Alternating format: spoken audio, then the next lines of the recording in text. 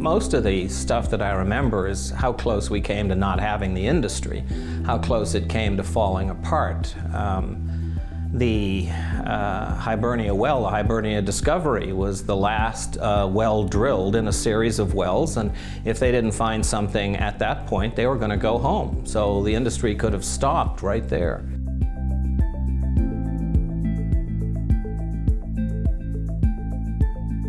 And the excitement started with the rumors. The rumors were saying, hey, yeah, they found pockets of oil and gas, and, you know, very close on the continental shelf of Newfoundland. Oh, the euphoria. I mean, people were mortgaging their houses to buy Gulf Canada stock. No question about it. When Hibernia was discovered, really, I guess it was 78, 79 period. And all of a sudden, we had oil. And the streets were awash with smoked salmon and malt whiskey. I mean, this was our first introduction to this. This was like, whoa, this is fantastic.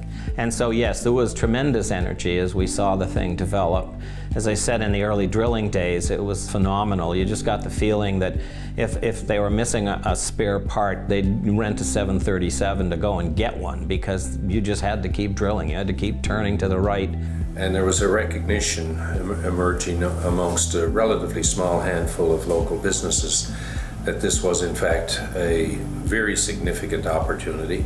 And if one wanted to participate in that opportunity, you had to get out, market yourselves, get to understand the industry, get to understand the nuances and the differences that existed in providing goods and services to an industry of this size and magnitude. We did establish the association to enable us collectively to benefit from the offshore. As time went by, it grew and grew, and of course now it's a huge successful organisation, and I don't know that anybody ever dreamed it would be as successful as it has been. At the beginning, I know the five of us or so met about every 2 weeks just to get this up, because the people that accepted it, and it was all volunteer. Everybody came very excited, fully volunteer, fully committed. There was a lot of personal contacts involved in this, you know. Some of our members had contacts in the government, some had worked in the government in those days as well. And of course, Rick was in the advertising business, and so I think that they seemed to have known how to get around and how to publicise what we were trying to do. The membership fees were quite reasonable too. The businesses kind of fed off of each other. Everybody knew that the opportunity was far, in a way, bigger and better than any individual operation. So the whole context or idea of an association emerged with relative ease. It wasn't anywhere near as popular or as important. NOIA wasn't as it is today. Actually, you could have a luncheon meeting and pretty much just fill up a table. So it wasn't that big a deal, because nobody had any real understanding of how transformative the industry was going to be.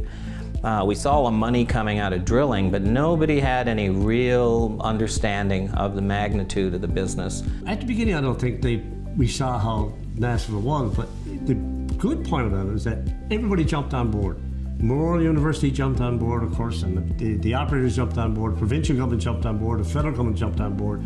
You know, NOIA wouldn't exist, this industry wouldn't exist at all in Newfoundland and Labrador unless the federal government had been involved. They put into effect in the late 70s, early 80s, the Petroleum Incentives Program, which was to encourage exploration drilling.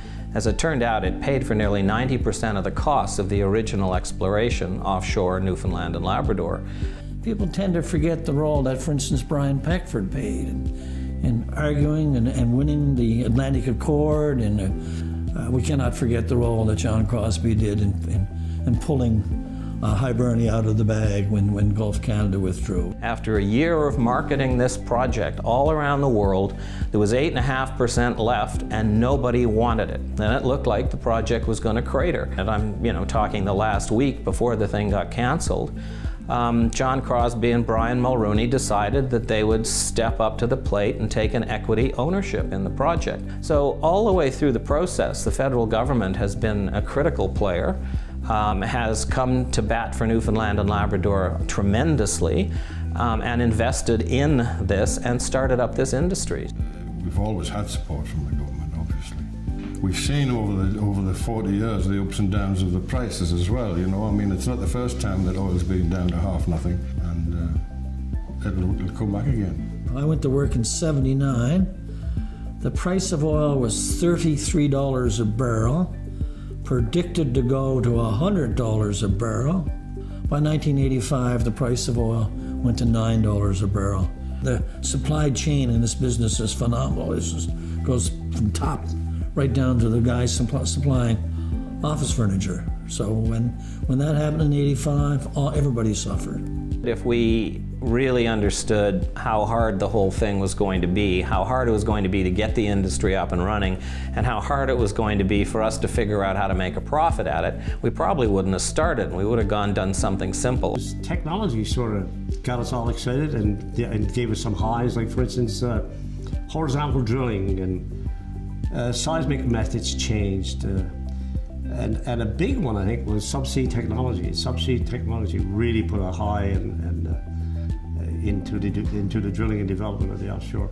The one that came later on was, of course, the formation of Nalcor Energy.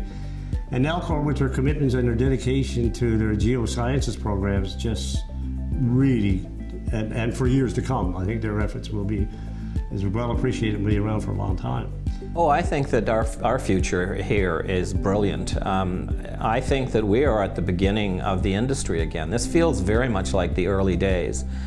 Suddenly, we ground to a halt, boom, and Hebron's going to go out this year, and nothing theoretically was looking great for the future until all of a sudden, people started making massive drilling commitments. And you've seen billions of dollars be committed now over the next 10 years.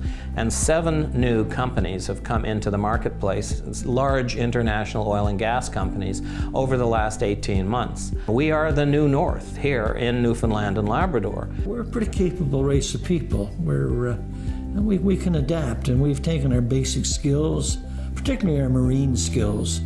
When you look at the crews of the shuttle tankers, for instance, you look at the crews, they all probably came either fisher people themselves or came from fishing family. So we're particularly good at marine-related matters, and that's been our history, of course, since John Cabot. I think sometimes the industry is a bit too modest. And I think it would be important to continue to let people know how important that this industry is, because it's going to be here for a long time, and it's going to be very meaningful for future generations. I hope I'm around to have, in 10 years' time, to be again part of NOIA and in the golden years, and I'll say, hail NOIA.